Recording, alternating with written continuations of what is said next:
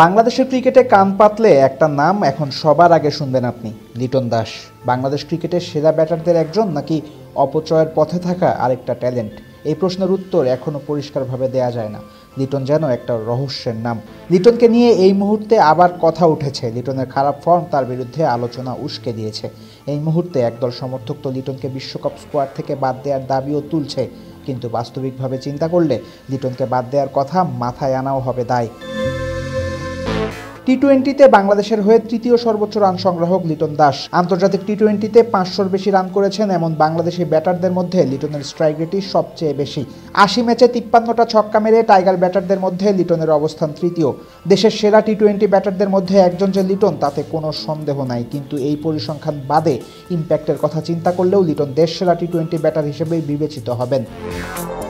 টি-20তে 2018 লিটনের ক্যারিয়ারের সবচেয়ে সেরা বছর ছিল। সে বছর একা হাতে গোটা 3 ম্যাচ জিতিয়েছিলেন লিটন।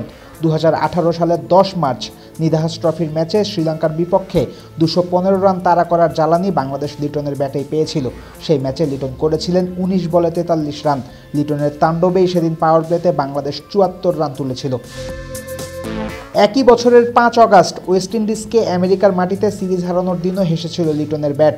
লর্ডার হিলে লিটন করেছিলেন 32 বলে 61 রান।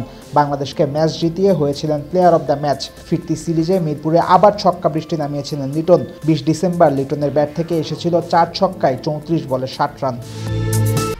1, 2, 3 ঢাকায় জমি জিতে নিন 100% ক্যাশব্যাক সহ 20 কোটি টাকার পুরস্কার। 2022-23-এও 20 ওভারি ফরম্যাটে হেসেছে লিটন দাসের ব্যাট। গেল বিশ্বকাপের আগে ক্রাইস্টচার্চে পাকিস্তানের বিপক্ষে 69 রান করেছিলেন লিটন দাস। বিশ্বকাপে ভারতের বিপক্ষে লিটনের করা 28 বলে 60 এই ফরম্যাটে বাংলাদেশের অন্যতম সেরা ইনিংস। গেল বছর ইংল্যান্ডের বিপক্ষে 57 বলে 73 রানের ম্যাচজয়ী ইনিংস খেলে আরেকবার প্লেয়ার অব দ্য ম্যাচ হয়েছিলেন লিটন দাস। লিটনের এত সব ভালো ইনিংসের গল্প শুনতে শুনতে নিশ্চয়ই মাথায় প্রশ্ন আসে, এসব তো আগের কথা। বর্তমানের ফর্মহীন লিটনের সামনে আগের লিটনের গল্প শুনিয়ে কি লাভ? তর্কের খাতিরে মেনেই নেওয়া গেল এসব আগের কথা, কিন্তু যে ক্রিকেটারটা একা হাতে আপনাকে একাধিক ম্যাচ জিতিয়েছেন তার কথা কি চাইলেই ভুলে যেতে পারেন? 18 বছর ধরে টি-20 ক্রিকেট খেলছে বাংলাদেশ, কিন্তু এই দীর্ঘ সময়ে লিটনের চেয়ে ইম্প্যাক্টফুল আর কোনো ওপেনার আসেনি। সাকিব মাহমুদুল্লাহ বাংলাদেশকে অনেক ম্যাচই জিতিয়েছেন ব্যাটিং করে, কিন্তু ইনিংসের শুরুতে লিটনের মতো ইম্প্যাক্ট আর কেউ কখনো রাখতে পারেননি।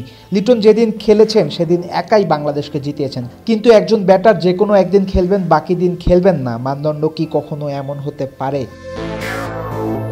মানদণ্ড কখনো এমন হতে পারে না, তা সত্য, এবং সেই বিবেচনায় লিটন হয়তো এই মুহূর্তে বিশ্বকাপ স্কোয়াডে জায়গাও ডিজার্ভ করেন না। কিন্তু তেতো হলেও সত্য যে খারাপ সময়ের মধ্যে দিয়ে যাওয়া লিটনই এখনও পর্যন্ত বাংলাদেশের বড় ভরসাদের একজন। মানতে কষ্ট হলেও সত্য যে ওপেনিংয়ে লিটনের চেয়ে ইম্প্যাক্টফুল ব্যাটার দেশে আর নাই।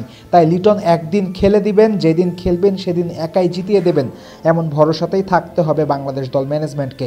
এই ভরসা নিয়েই লিটনকে সহ বিশ্বকাপে যেতে হবে টাইগারদের। আর বিশ্বকাপে লিটন যেন গোটা 2-1 ম্যাচ জিতিয়ে দিতে পারেন একা হাতে, করতে হবে সেই প্রার্থনা। একই সাথে লিটনকে ফর্মে ফেরার সুযোগ দিতে খেলাতে হবে বিশ্বকাপের আগে বাকি সব ম্যাচে। ফয়সাল হাবিব, ক্রিক ফ্রেন্ডস।